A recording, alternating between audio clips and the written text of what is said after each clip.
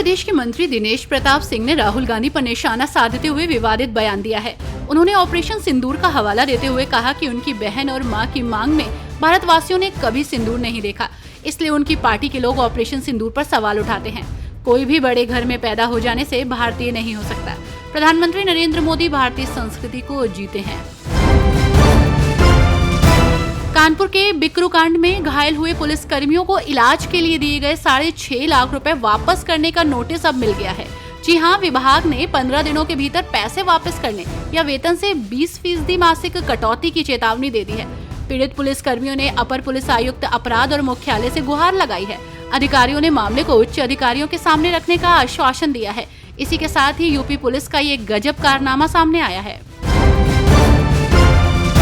असम के मुख्यमंत्री हिमंत बिस्वा शर्मा ने देखते ही गोली मारने के आदेश दिए हैं। उन्होंने कहा कि धुबरी में एक विशेष वर्ग हमारे मंदिरों को क्षति पहुंचाने की कोशिश करने के लिए सक्रिय हो गया है। उनके इस आदेश पर ऑल इंडिया मुस्लिम जमात के अध्यक्ष मौलाना शहाबुद्दीन रजवी बरेलवी ने तीखी प्रतिक्रिया दी है और इस आदेश को अल्पसंख्यकों को निशाना बनाने की कोशिश बताया है। उन्होंने केंद्र सरकार से हस्तक्षेप की मांग करते हुए कहा कि एनआरसी के बाद अब मुसलमानों को राज्य से बाहर निकालने की साजिश हो रही है। यूपी पुलिस की सिपाही भर्ती परीक्षा में सफल हुए 60,244 अभ्यर्थियों को 5 जून को नियुक्ति पत्र मिलने जा रहा है। डीजीपी मुख्यालय की तरफ से बताया गया है कि 15 जून को केंद्रीय गृह मंत्री अमित शाह मुख्यमंत्री योगी आदित्यनाथ की मौजूदगी में नवनियुक्त कांस्टेबल्स को नियुक्ति पत्र सौंपेंगे। ये कार्यक्रम लखनऊ के डिफेंस एक्सपो ग्राउंड में होगा। यूपी पुलिस में 60,244 कांस्टेबल पद पर सीधी भर्ती हुई थी। इसमें 12,048 महिलाएं कांस्टेबल पद पर चयनित हुई हैं। ईरान इजराइल युद्ध पर शिया धर्मगुरु मौलाना यासूब अब्बास की प्रतिक्रिया सामने आई। उन्होंने इजराइल के हमले का सख्त विरोध किया और कहा कि इस्लाम को बदनाम करने के लिए बार क्लब और जुए के अड्डे खोलना तो आसान है, लेकिन इस्लाम का दिफा करना बहुत मुश्किल है, जो सिर्फ ईरान कर रहा है। उन्होंने अमेरिका और इजराइल को इंसानियत का दुश्मन बताया। ग्रेटर नोएडा प्राधिकरण अब अधिसूचित क्षेत्रों में अवैध निर्माण कर रहे जमीन पर कब्जा जमाने वालों के खिलाफ सख्त रुख अपनाएगा। ग्रेटर नोएडा प्राधिकरण ने पुलिस और प्रशासन के साथ मिलकर ग्रामवार योजना बनाकर संयुक्त कार्रवाई की योजना बनाई है। अतिक्रमण के खिलाफ बड़ा अभियान शुरू किया जाएगा, जिसके तहत जून और जुलाई महीने में 20 से अधिक अवैध कॉलोनियों पर बुलडोजर चलाया जाएगा। आजमगढ़ के पवई थाना क्षेत्र के बसई अशरफपुर गांव में सपा विधायक रमाकांत यादव की 23 करोड़ से अधिक की जमीन पुलिस और राजस्व विभाग की टीम ने कुर्क कर ली है।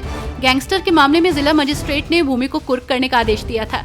एसपी ग्रामीण के नेतृत्व में पुलिस टीम ने जमीन कुर्क करने के बाद वहां बोर्ड लगवा दिया।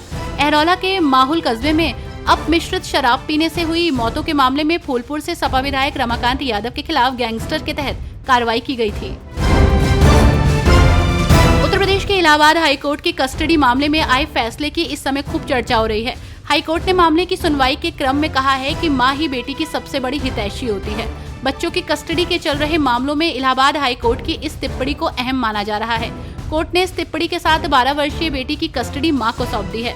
दिल्ली की एक लेक्चरर की याचिका पर सुनवाई के क्रम में ये फैसला आया है, जो अब चर्चा का विषय बना हुआ है। राम मंदिर के आसपास ऊंची बिल्डिंग्स के निर्माण पर रोक लगा दी गई है। अयोध्या विकास प्राधिकरण ने मास्टर प्लान 2031 के तहत ये कदम उठाया है।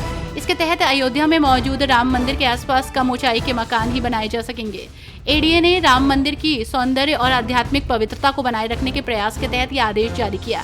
22 जनवरी 2024 को पीएम मोदी के नेतृत्व में राम मंदिर में रामलला की प्राण प्रतिष्ठा की गई थी। इसके बाद से मंदिर निर्माण के विस्तार सहित अन्य योजनाओं पर काम चल रहा है। उत्तर प्रदेश में इन दिनों भीषण गर्मी पड़ रही है। लू के थपेड़ों के चलते लोगों का घर से निकलना मुश्किल हो गया है, लेकिन अब मौसम विभाग ने गुड न्यूज दी है। यूपी में आज कई जिलों में मेघ गर्जन के साथ बारिश होगी। हालांकि कुछ जिलों में उष्ण लहर की भी चेतावनी दी गई है। रविवार से मौसम में तेजी से बदलाव आएगा। प्रदेश के कई हिस्सों में बारिश होगी, जिससे लोगों को राहत मिलेगी। 19 जून तक ये सिलसिला जारी रहेगा, जिससे तापमान में 5 से 7 डिग्री सेल्सियस तक की गिरावट आएगी।